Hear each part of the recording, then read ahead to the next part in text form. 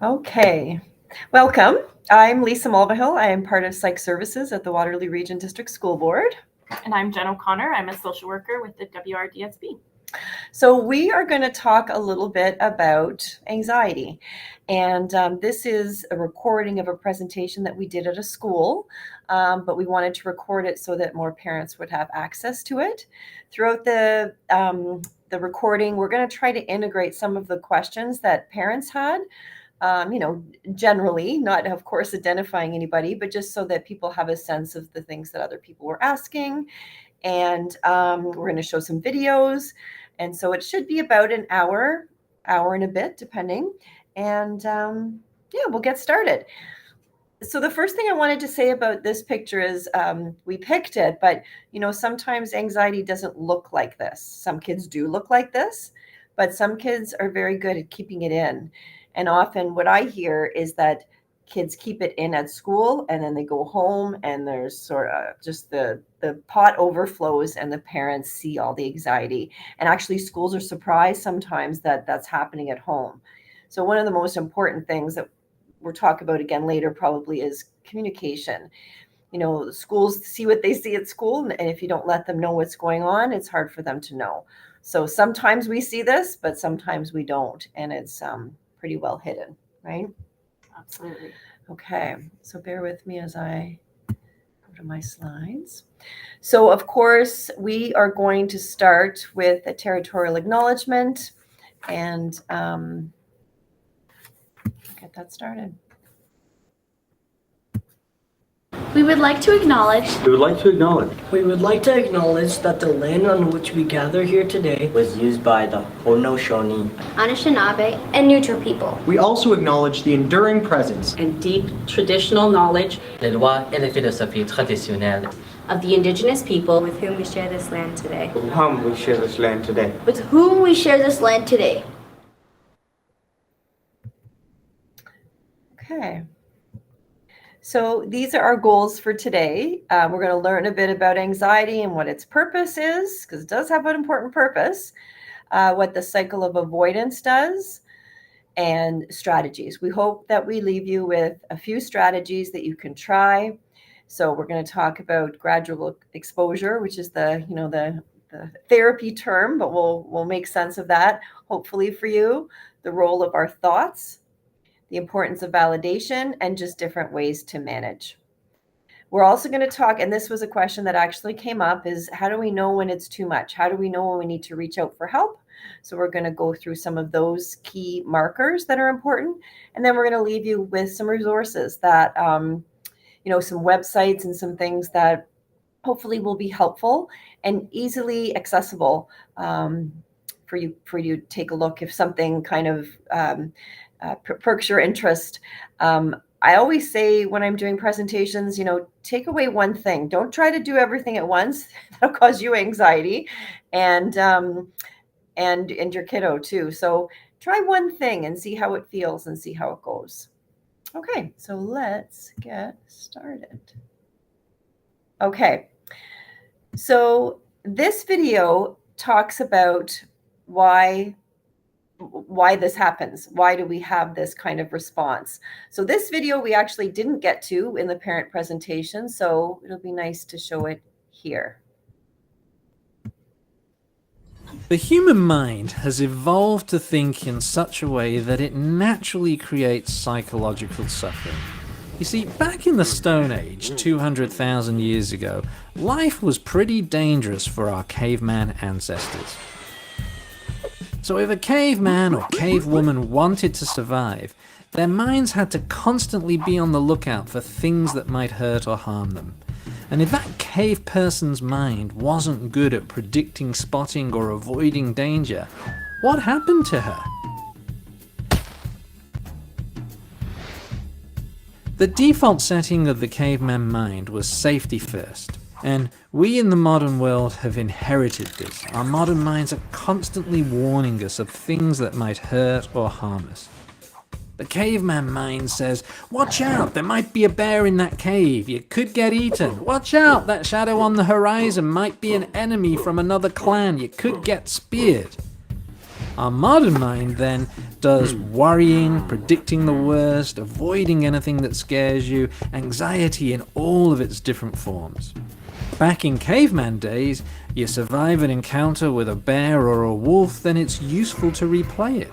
It's useful for your mind to go over the events and remember what you did to survive so that you're better prepared for next time. But in our modern world, we go over and over painful memories, dwelling on them, reliving them, even when there's nothing useful to learn or the lesson has been well and truly learned a long time ago. In the Stone Age era, as a caveman or cavewoman, you have to fit in with the group. If you are alone, you will soon die. So your mind compares you to others in the group. Am I fitting in? Am I contributing enough? Am I following the rules? Am I doing anything that might get me thrown out? Now, in modern life, we're always comparing ourselves to others. But the problem is, we're no longer in a small group. Our groups are enormous today, and we carry with us devices that constantly feed us images and stories of people all over the planet.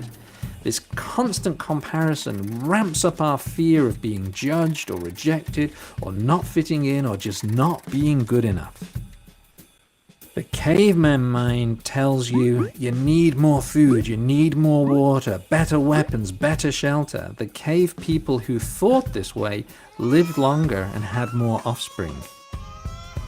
Unfortunately, in the modern world, this manifests as greed, dissatisfaction, craving, wanting. It's never enough. I need more, more, more. And if all of that wasn't bad enough, these Stone Age thought patterns are intensified by the sheer pace and complexity of modern life. Our frantic existence, rushing from task to task, that never-ending to-do list. So, when your mind starts doing this unhelpful stuff, as all minds do, remember it's not defective or abnormal, and it's not deliberately trying to make your life difficult. It's simply doing the job it has evolved to do, trying to keep you safe and save you from pain.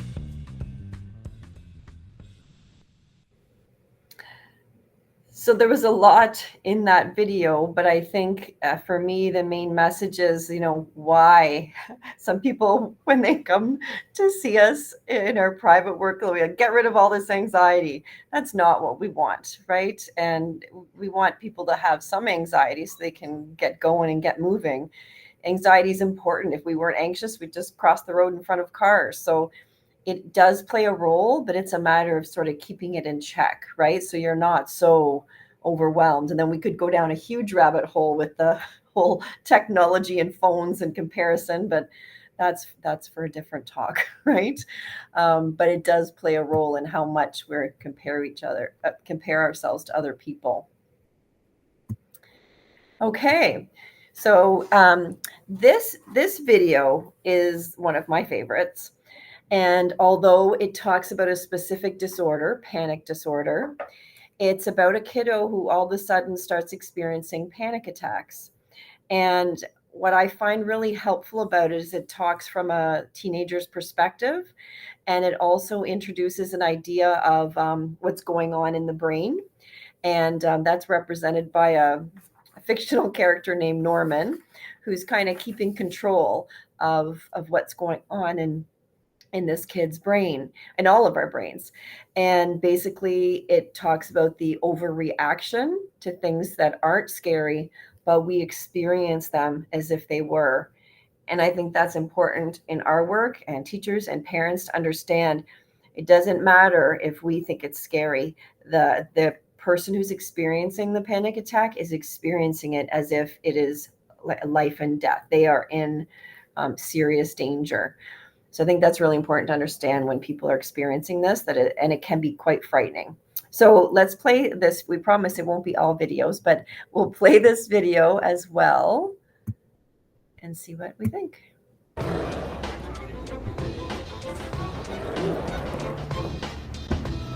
Oh, hey.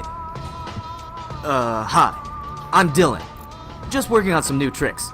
Feels good to be back out on my board. I started having these panic attacks last year, and it totally killed my skills. The first time I had a panic attack, I was sitting in math class, staring out the window as usual. My heart started pounding, I was sweating, I felt like I couldn't breathe, and I thought I was having a heart attack. Dude, I was totally freaking out. My next panic attack happened when I was watching a movie in my basement. The same thing. My heart started pounding, I got really hot and sweaty, and felt like throwing up.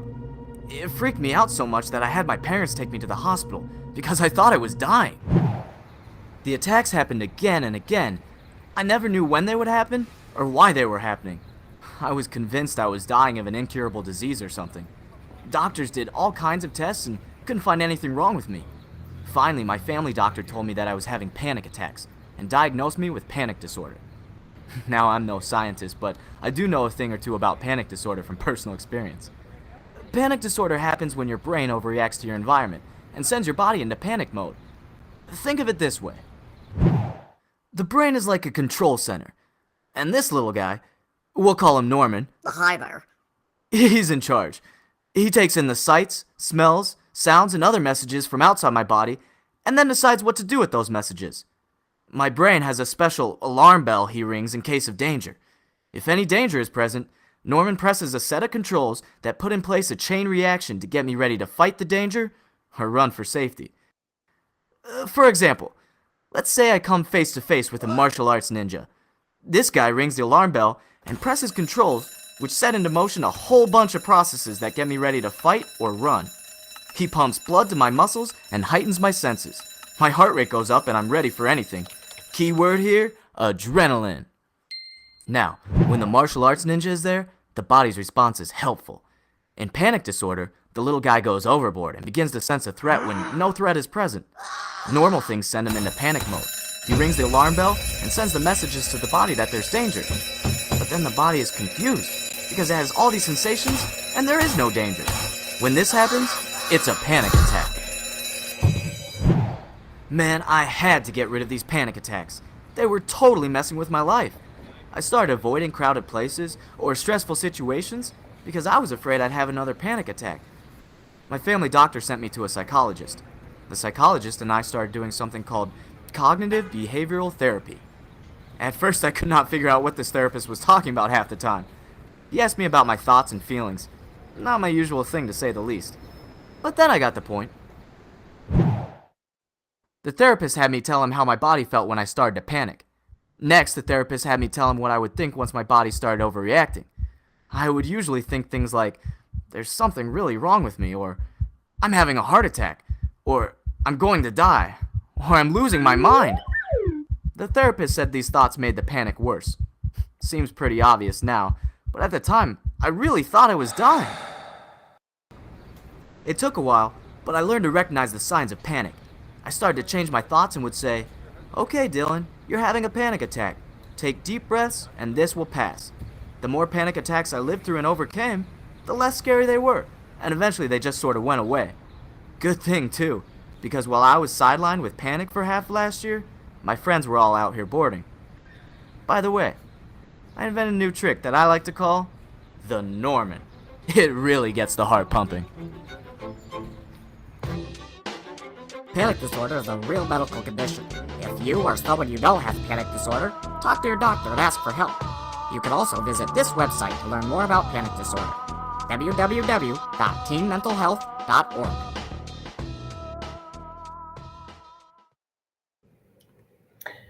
Okay, so that is a cute little video that shows sort of kind of what happens. Of course, it's more complex, but kind of what happens in the brain and how intense it can be.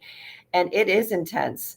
And I think that part of the power is knowing what this is, because it scares children and it scares adults. Lots of adults end up in emerge because they really think they're having a heart attack. It's a horrible physical experience. And, the video kind of packs in, I went to therapy and everything's fine now.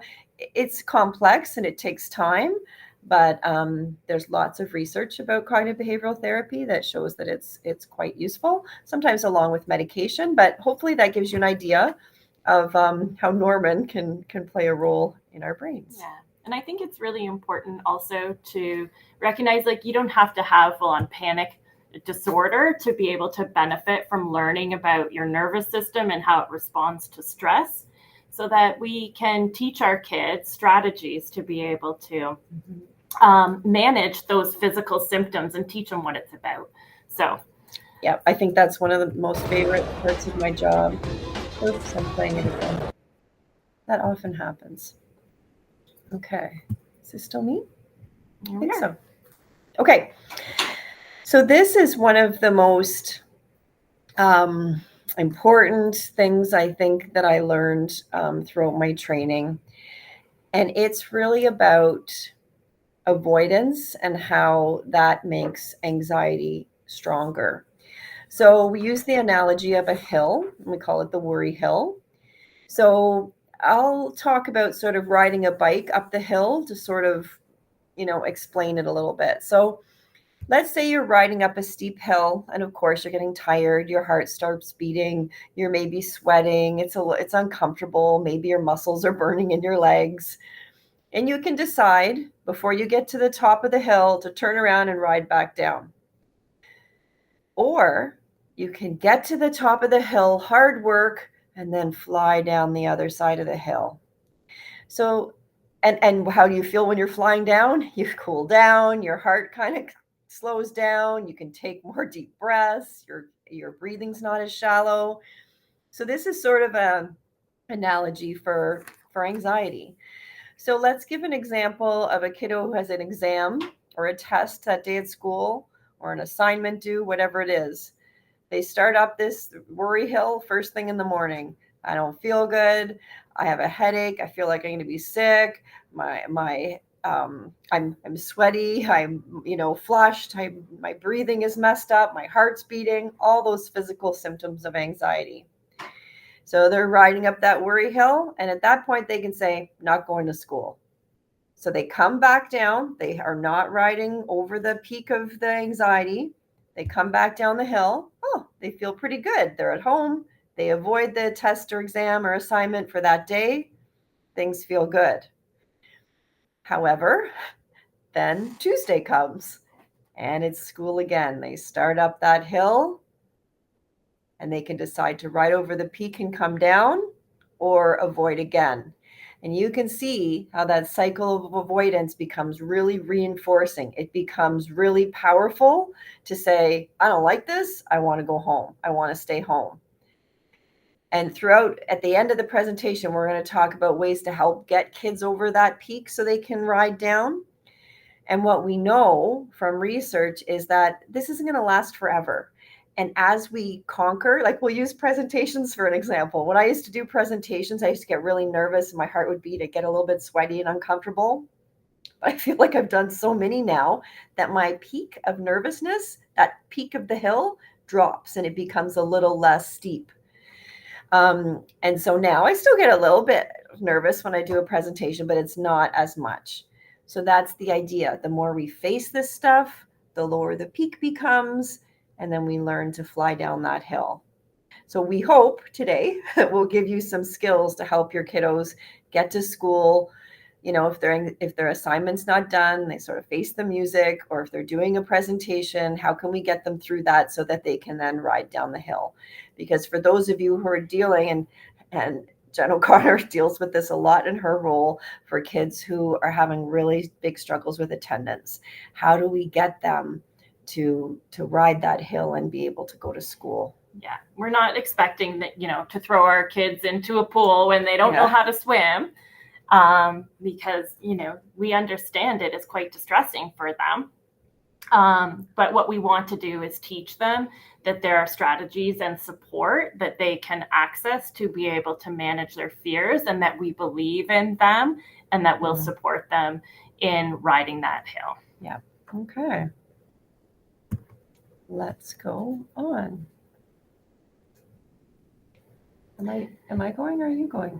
I think we use this slide to talk about the importance of, making gradual steps towards our goals when we're feeling really anxious about something, right? So an example of that would be like a presentation for children who are who are really anxious about doing presentations. We do that all the time in schools. We'll do like a step plan where maybe they record a video and just share it with their teacher, right? And then the next time they do a presentation, maybe they do a video and share it with a group of students, right? And so there are lots of ways that schools and parents can be creative to help determine what are reasonable steps to help kids so it doesn't feel like we're just throwing them in a pool where they can't swim. Yeah.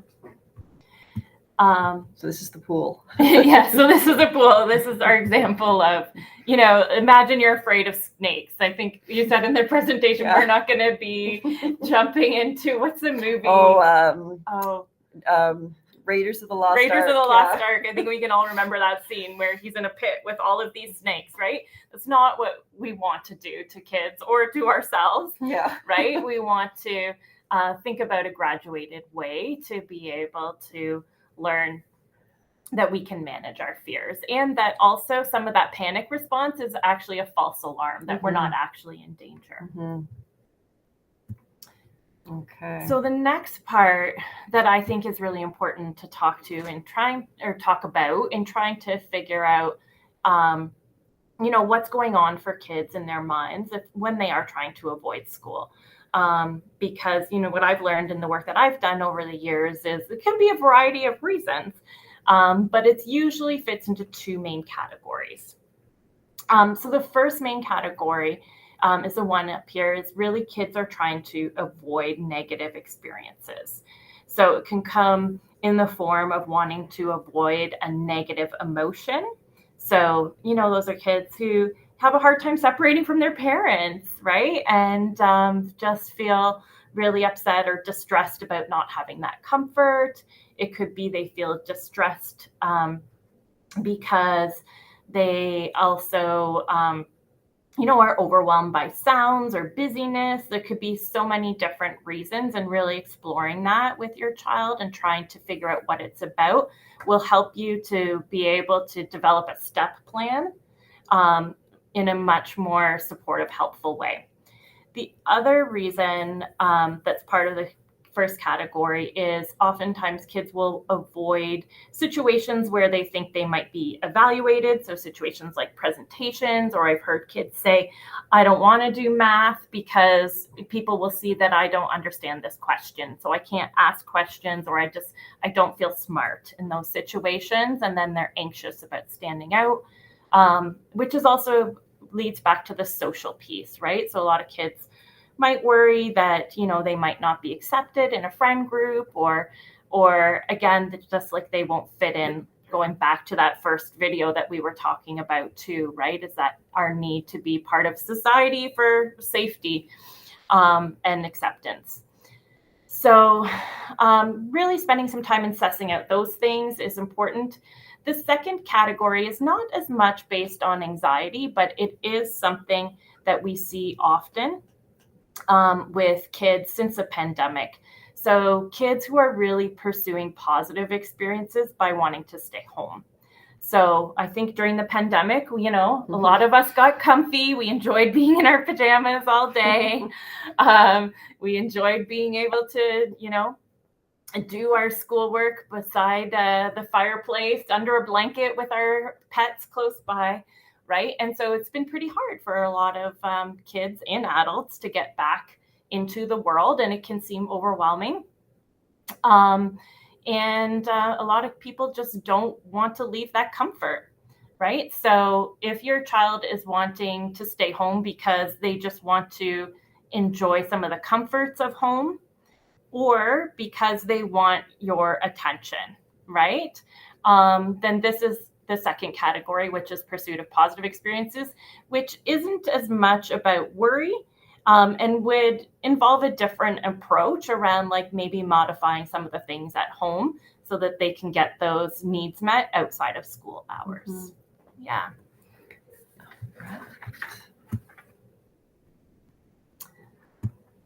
So one of the things that we do when we're working with kids who have some anxiety about school or anxiety in general is the first thing that we get them to do is try to pay attention to their thoughts. because our thoughts are so important in terms of how they impact how we feel and how we behave and how we're able to ride that worry hill. And, like Lisa was saying earlier, we all have things that we're, worried about, things that cause us anxiety. Anxiety is natural, but what we tell ourselves about that anxiety is what we have control over. And so if we teach kids that they have some control over the messages that they send themselves, right, the more capable they will feel. And like when Dylan was talking about his panic attack, he was like, I'm having a heart attack. I'm going to die. Like, that would be very anxiety provoking. Right. So we might want to tweak those thoughts a little bit so that, and he did in his therapy, even though at first he didn't know what the psychologist was talking about. You learn that, oh, that's a thought. Is it true? But we're going to talk about that a little bit more in ways to sort of tweak those so that instead of saying I'm going to die, you're like, oh, I know what this is. I know how to manage this. Totally same experience, totally different thoughts. Exactly. Yeah. Exactly. Okay. So one of the reasons it's really important to pay attention to our thoughts is because we have a lot of thoughts during a day. The average person has 60,000 thoughts in a day. And when we're in a group, I ask the audience to guess how many of those are negative. And most of them will guess actually significantly lower than what it is in actuality. So in actuality, the likelihood of having negative thoughts is 75%. So 75% of the average number of thoughts in a day for the average person is negative, right? So that just says to me, right, that we need to really pay attention to our thoughts so that we can start to shift them. And it can be as simple as, waking up in the morning and being like, oh, it's raining out. I do not want to get out of bed, right? Like that. I think that's 3 negative thoughts right there, right? In terms of, just focusing on all the things that prevent you from, being able to get through your day in a more positive way. So, you could shift your thoughts in that moment and be like, oh my gosh, my dog is so happy to see me this morning and can't wait for our walk, right? And I get to enjoy being outside with him. And remember from that caveman video that we are biologically wired to have these, more negative thoughts, because when we were cave people and there were people or animals waiting to eat us, that saved us. That saved their lives. So we're still biologically wired for this. So now it's, we don't have as many dangers to think about, but we're still wired for this. So that helps, I think, to understand why it's the case. Which means we have to practice. And a way that we kind of frame it with kids is, focusing on whether our thoughts are red thoughts, so unhelpful thoughts, or green thoughts. And so we're not asking kids to be like, focusing on the opposite of their red thoughts. So it can't be like, I am going to fail this test. We can't ask them to just say, well, I'm going to pass this test. I'm going to get 100%. Right. Like that. It can't be something that just doesn't feel believable for you, or it can't be something that just feels like too hard to get your head around. So what we ask them to focus on is what is a helpful thought, which is a green thought. So a green thought for I'm going to fail this test might be like, I've studied and I can do my best. Right. And if we can go into a test with that type of attitude and belief in ourselves, then we will experience a lot less distress about the process of the test. And so, there's lots of creative ways you can do this with your kids. One way that we do it is we have like thought battles, right? Where you get a red and green lightsaber and you put forward some of the red thoughts that your child might have about things that they're anxious about or worried about, and then ask your child to think about a more helpful thought for them in that process. I think that's important, right? To make it fun. It's not like we're going to sit down and we're going to think about our red and green thoughts now, right? To have a little fun with it is important. Okay. So this is a slide that I use all the time. It has these cute little cartoons about some of the thinking errors that everybody experiences with our negative thoughts or unhelpful red thoughts. And I find it really helpful Because if we can identify what we are doing with our negative thoughts, right? If we can identify that, wait, you know what? If I fail this test, it doesn't mean that I'm going to not be able to get through high school. And if I can't get through high school, it doesn't mean that I won't be able to get a good job someday, right? If we can identify that that's catastrophizing, then we can find a way to be able to challenge some of those thoughts, right? And really focus our thinking on what actually might be helpful in that moment. And do you find that a lot of people tend to have a few that they tend to do more often? Like, and people, you can get really good at recognizing it. If you do a lot of, I should have done this, I should do this, I should, and black and white, I'm never going to pass math. Those are key words, right? To help people identify that they're making these negative thinking errors, right? So it's very powerful. It definitely is. And I'll give you an example, Lisa, and I'll have Lisa guess which one we think it is. Okay. Because I think we all... Now I'm anxious. Okay. Remember, this material and you can get through it. I can do this. You can. In my own kids, I talk to them about these thinking errors too. And my daughter had a friend over. And they're in their first year of university. And her friend was really, really used to being at the top of his class.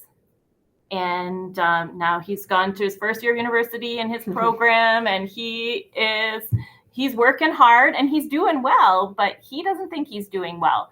So now he's in the top 20% of his class. And he was saying things to me like, he thinks that he's not smart anymore. He can't believe that he's doing so badly. And what is his future going to be like? So oftentimes there's a little bit of a few, right? So a little bit of catastrophizing, I think, like he's just started his first year and he's already, what's my future going to be like? Am I going to get a job? Like all that. If I'm not in the top 1%, my life won't go as planned. Right. And maybe a little bit of overgeneralizing, he's just started and he's maybe done I don't know what point this was, like first semester, he's like maybe done a few exams and now he's like overgeneralizing to the fact that, this is a disaster. And then what other ones do you think? Do you want a hint? Yes, I do want a hint. So he really thinks he must be in the top 1%. And then if he's not in the top 1%, he's not good enough and he's not smart. Yeah, so a little bit of emotional reasoning, perhaps, that kind of stuff. Emotional reasoning, I think, is really a powerful one because it's like, I made a mistake. Maybe I did something foolish. And then it's like, I'm an idiot. Those are different ways to assess what happened, right? So that's a good one. So you can see that there can be a few different ones. As we're going through and thinking about different thoughts. And I always think about, those people, the same thing can happen, like loss of a job or, difficult things happen in people's lives, but one person seems to just go with it and the other person is really distraught. And it can be the same situation. And, looking at how those two different people managed and what they did. And it's not to minimize or blame the person who struggled, but you think about like what kind of supports and what kind of things were happening. So this is not to guilt you at all if you're doing these things. And sometimes we all get down on ourselves. And I just did that when Jen said, I'm going to ask you right away, and pops in my mind, what if I don't know? I should know this stuff, right? So you have to cut yourself some slack. Everybody kind of gets sucked into those negative thoughts sometimes, but we're going to talk a little bit about some supports that you can get. And you can see with this, right? If you were to kind of investigate some of your child's thoughts with them, looking at this cartoon, you could help them to really ask some questions, which is what we call yellow thoughts, to help them determine if what they're thinking is reasonable and true, right? Like, is that really true that you won't be successful if you're in the top 20% instead of the top 1%, right? And is that a fair way to think about that, to think about yourself and your future? Yeah. Okay. All righty. Okay. Seems like I'm showing all the videos. So this is a cute video that really, the first time I saw it, I was actually, oh, this is really dire. Like, how are we going to turn this around? But it shows the power of your thoughts and how even a really kind of dire situation can be like sort of turned on its head and looked at a little bit more positively. So see what you think about this. I'm going to mute us.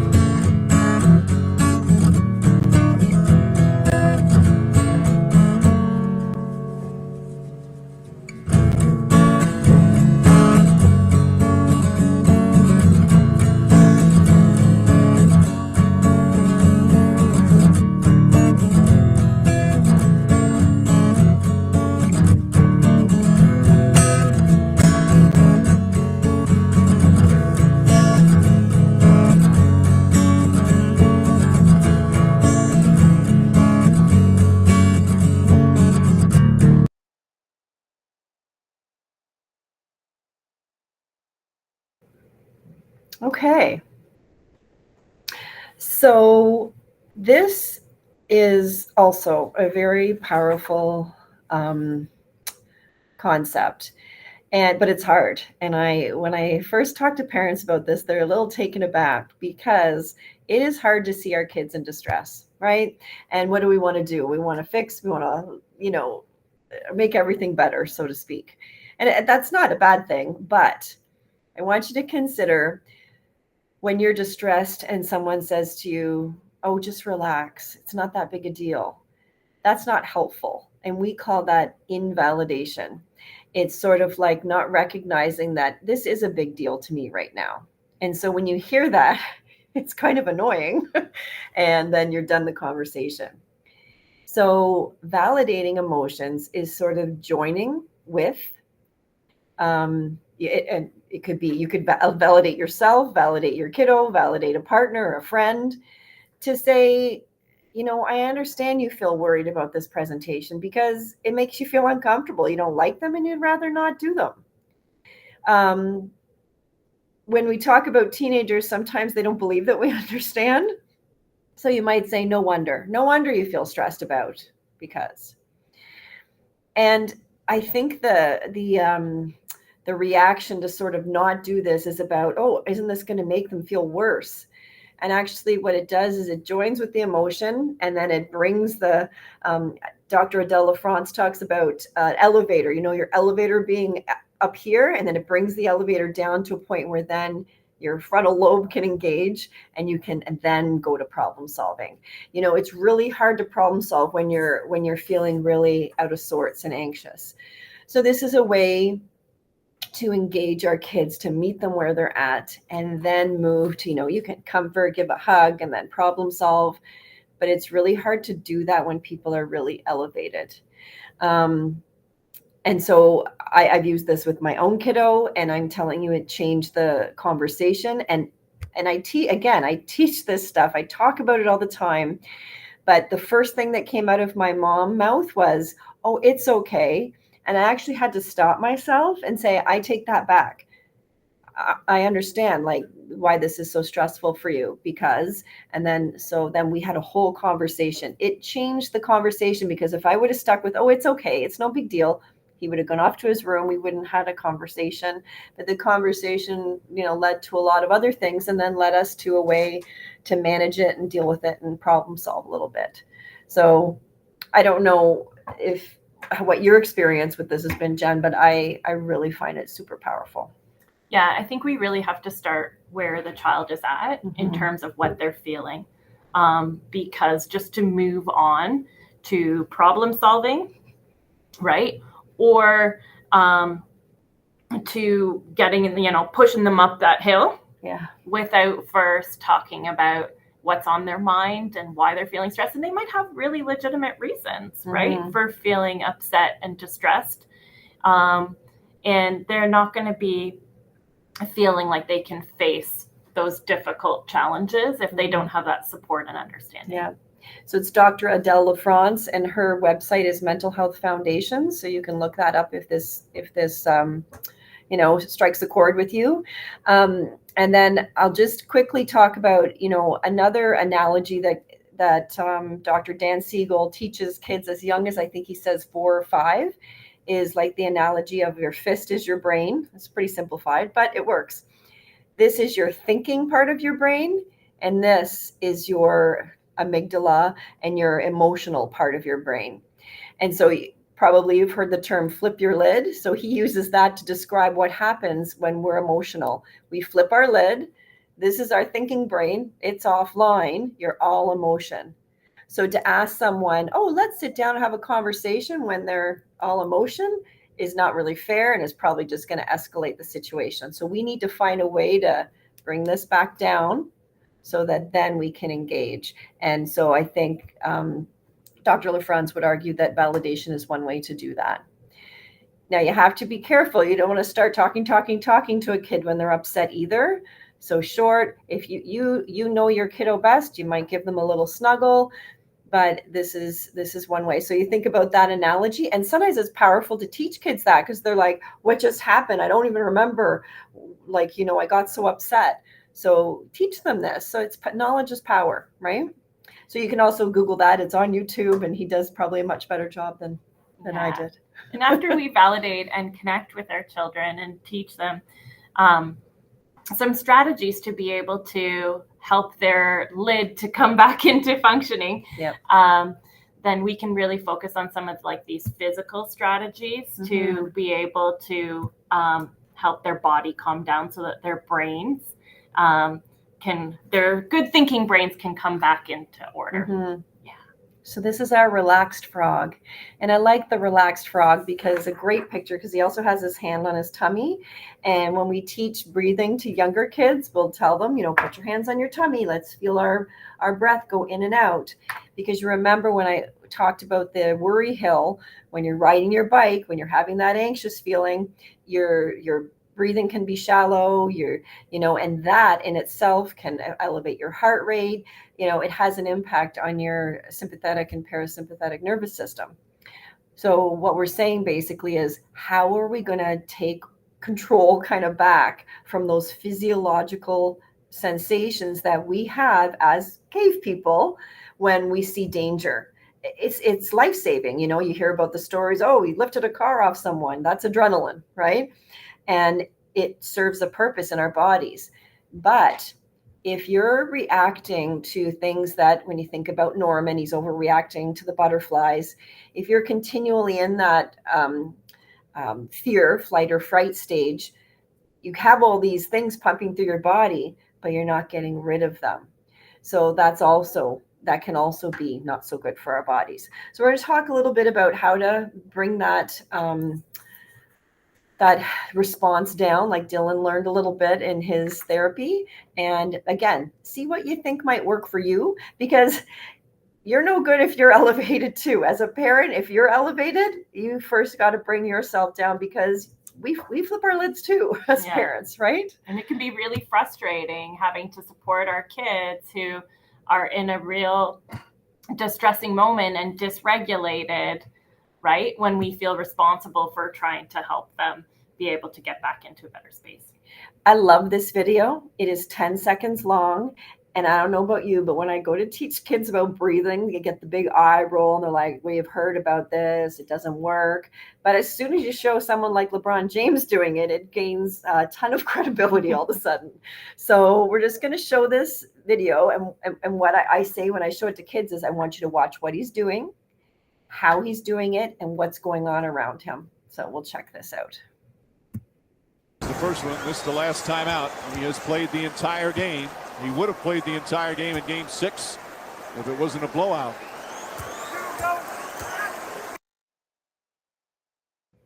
Okay, and kids will tell me, oh, he has his eyes closed. He's breathing in and out slowly. And it's amazing, right? This is an NBA playoff game. There's tons of people in the crowd. You can hear the noise. He is just focused on his breathing. And I'll say, if LeBron James does it, he makes a lot of money. This is his life, his career. There has to be some usefulness about it. And there is a lot of research about it. And if anyone does yoga, that's when it really hit me many, many years ago when I started doing yoga, the power of your breath to bring down your heart rate, your calm, everything. It's amazing. And he does this for about 10 seconds.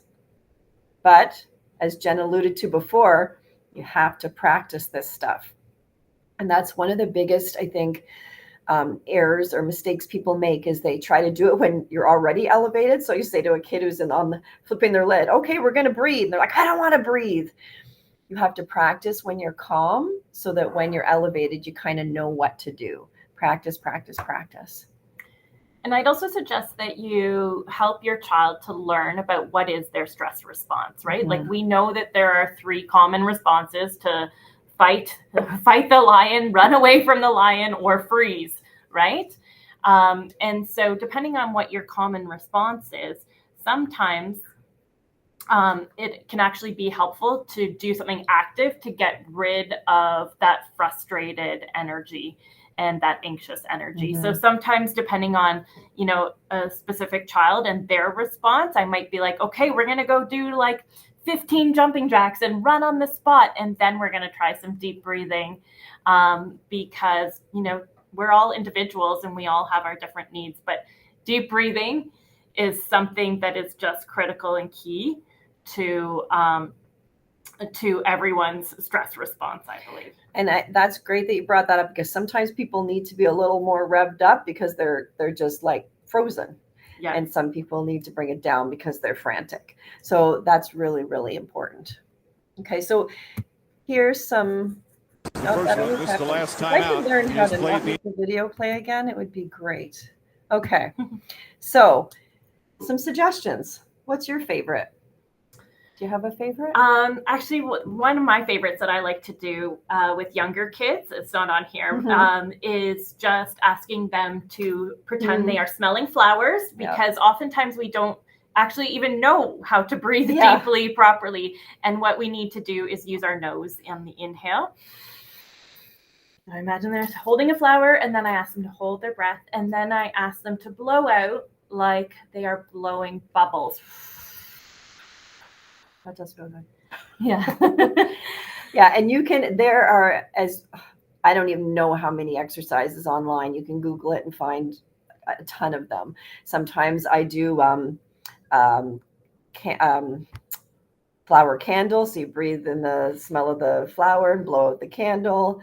Sometimes we can smell some fresh baked cookies and then blow on them because they're hot. I mean, you can come up with something that works for you. And, it is individual, like this 4-7-8 breathing. It's you breathe in for 8, right? No, I'm mixing this up. I don't like this one. That's why I'm mixing it up. You breathe in for 4. Yes. Hold for 7. Breathe out for 8. Thank you. See, that's why you need friends. So I don't like this one because the 7's too much for me. It makes me feel uncomfortable. So I've tried it a few times. Like, don't throw it out the first time, but I've tried it a few times. I like the lazy 8 breathing because I can go around the 8, breathe in, breathe out. I like that. And you can hold it in the middle if you like to. Some people like the feeling of drawing it on their hand. I don't, because it tickles. So experiment with it and see how it goes. Okay. The key is breathing in through your nose and out through your mouth. And what I tell kids is pretend like you're breathing through a straw so that it's not like, so you want to breathe through the straw, like a constant, and you want it to last typically longer than the breath in. All right. Let's see what we got next. Oh, I love this one. It's my favorite. So this is, the technical term is progressive muscle relaxation, and that is a mouthful. So we make it an acronym, of course, PMR. The pictures help, well, that helps any number of people, but it's particularly helpful for younger kids. So the idea behind progressive muscle relaxation is you want to tense your muscles and then relax them. Now, I tell kids, don't do it so much that it hurts. Someone else I work with, he likes to really tense. So he's actually shaking and then let it go. Again, practice, try it out, see what works for you. So the cat is like a big stretch up, right? Like this. Lemons are about squeezing the lemons to get lemonade. The fly is your fly on your nose. So you scrunch up your face, because a lot of people will clench their jaw and then let it go. Let your jaw open, like drop your tongue from the roof of your mouth.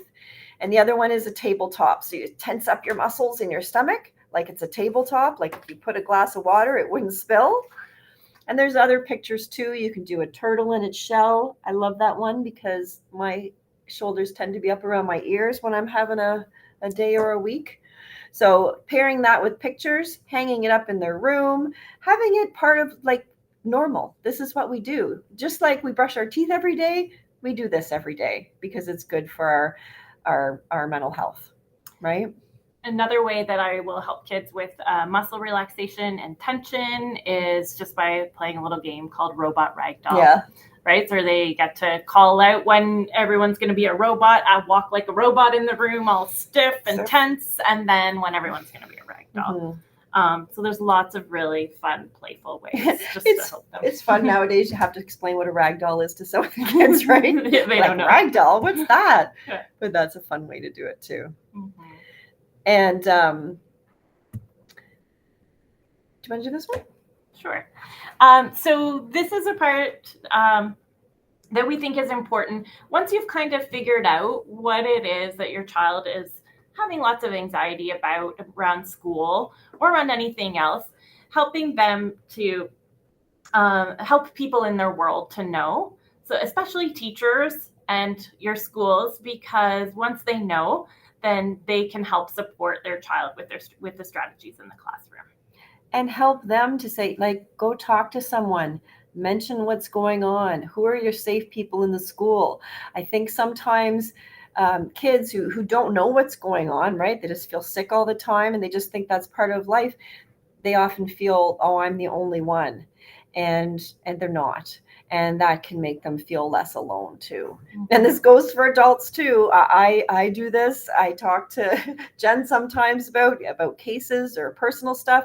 It's important to talk to people because things like depression and anxiety tend to isolate us. And that's another powerful, unhelpful part of some mental health conditions. So we really encourage you. And it doesn't have to, it can be a mental health professional, but, talking to people about how things are going. Let the school know what's happening at home. Yeah. This comes back to the power of connection and validation in helping our kids to feel capable and confident. So, for example, maybe you get your kiddo to school, but they're late. If a teacher constantly thinks that, kid's just sleeping in, the reaction could be different than if you say, oh, I got him up, he's at school. And we're like, yes, thank goodness, right? It's just a different understanding of what's going on. And I always say, sometimes people say, oh, well, he's late, I'm not going to take him today. Take him today. Get him to school, even if it's late, but communicate that piece to the school so they have an understanding, right? Then you're helping them get through that hill so they don't have to face the same fear the next day. Exactly. So this is another really great strategy for helping us to shift our focus and to quiet down some of our anxious thoughts.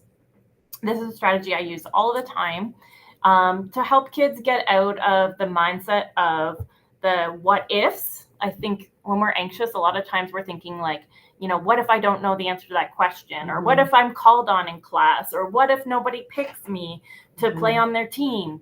Right?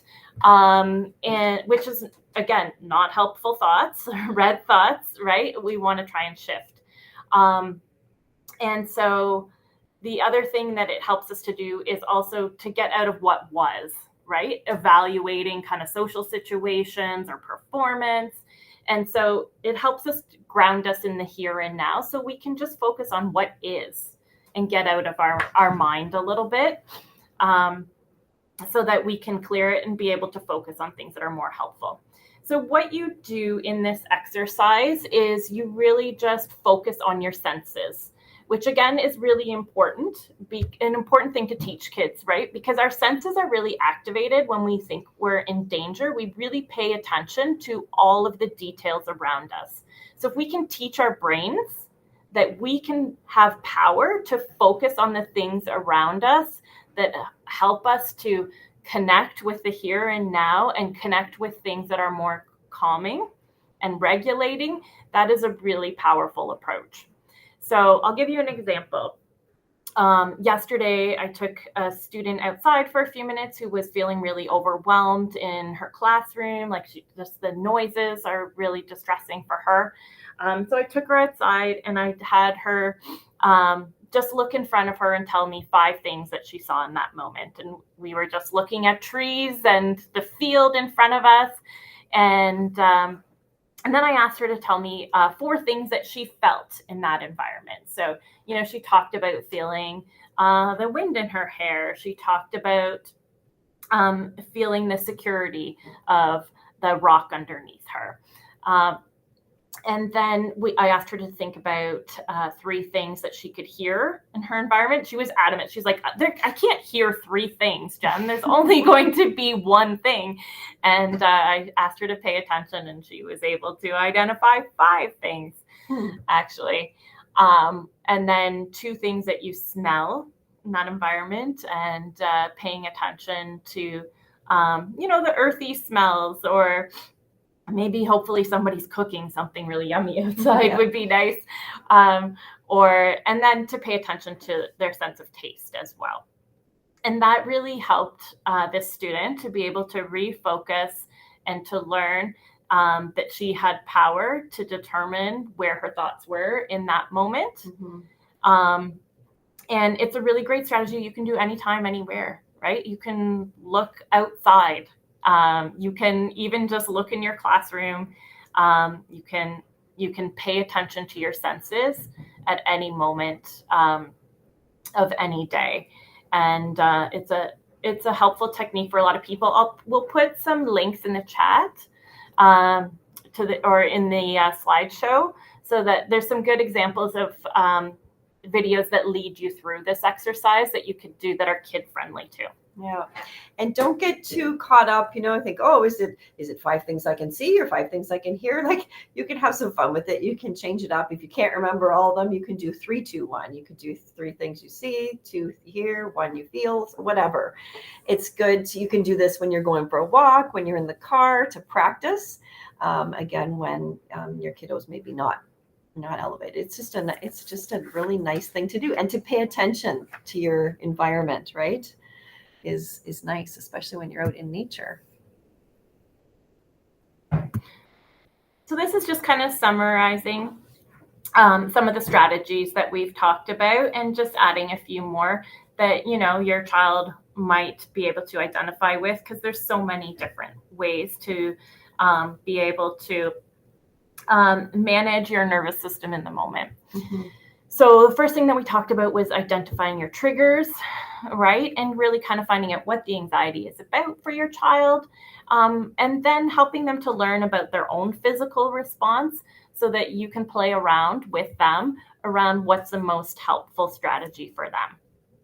Focusing on calming images I also use the 5, 4, 3, 2, 1 to think of a calm place and focus on that calm place in their imagination, because that's really powerful too, to imagine. You can visualize. For me, it's my favorite campsite ever, being in a hammock, right? Knowing you have that ability to bring up those calming images whenever you choose.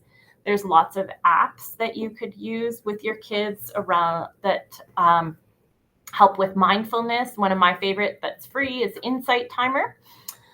You could go through mood tracking and thought journals, which can be really helpful too. If you have a kid who says when you ask them what they're worried about, they say, I don't know, right? And then a lot of times they don't know.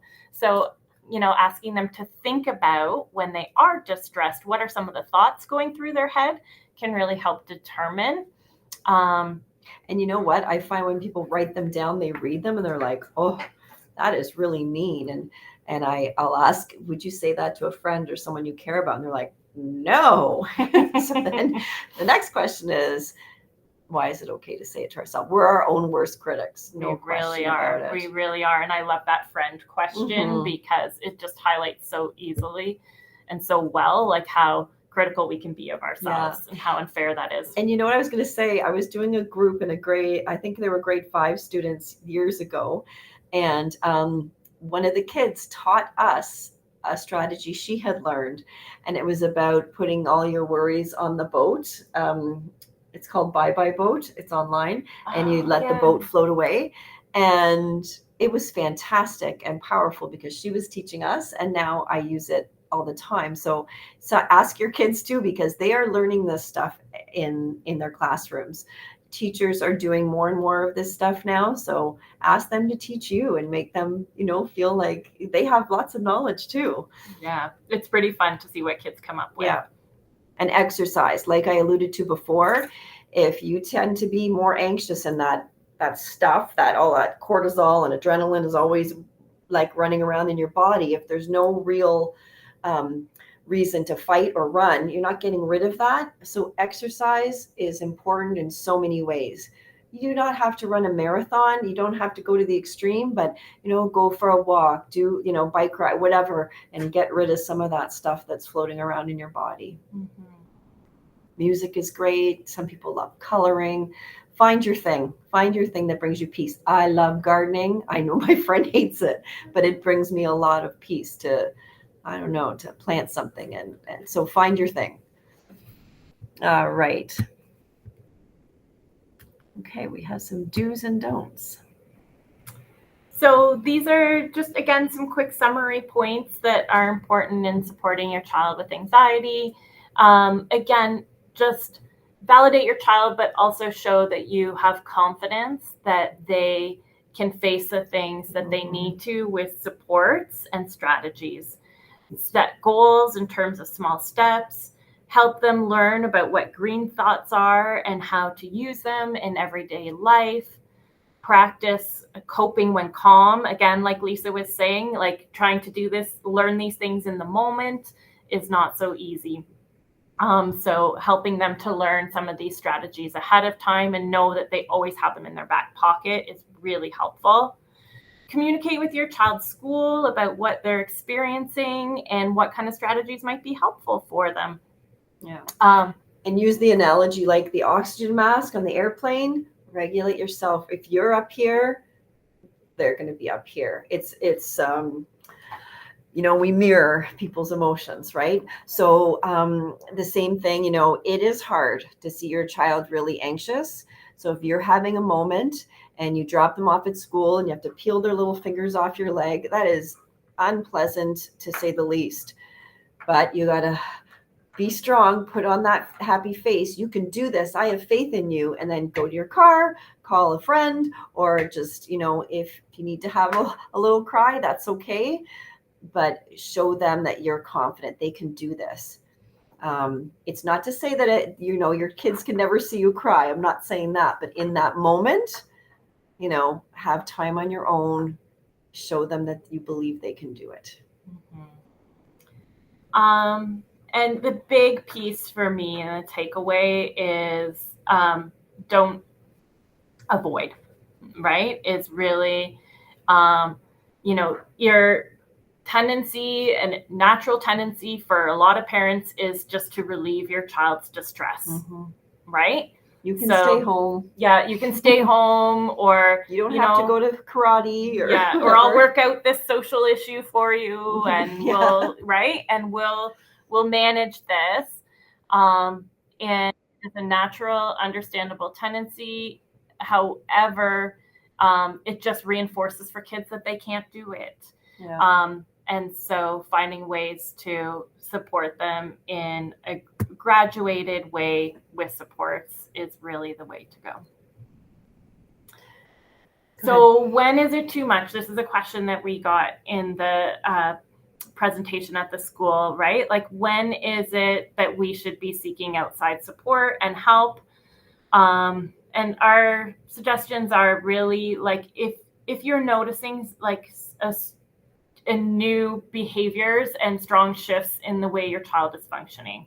So if you're noticing big mood swings, times where they're just feeling down for periods of time, where they're worrying so much that it's causing physical symptoms on a regular basis, if they're having poor sleep, if they're wanting to avoid things that they normally might have enjoyed, if they're quiet and not really communicating in the same way that they would, if they're not sleeping well, eating well. And overall, like, your kids, right? If you know that something is different and you're trying some of these strategies and you're not seeing success, then there is definitely a reason to follow up and, like Dylan, maybe explore some cognitive behavioral therapy. And we'll put on one of the slides here too what some community resources are that you could reach out to. And you don't necessarily have to wait till you see all this dire stuff. Like, therapy, I tell kids, like, they say, oh, therapy, I don't want, they think about what they see on TV. It's just learning skills. That's learning ways to cope with things. So here are some resources. And then here are some useful links. And more links to videos, the ones that we actually showed here.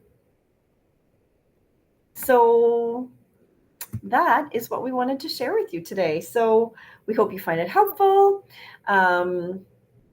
We thank you for taking an interest in this subject. It is really important. And the more we can all learn about anxiety, the better we can support our kids. Yeah. So thank you. Take care. Thanks.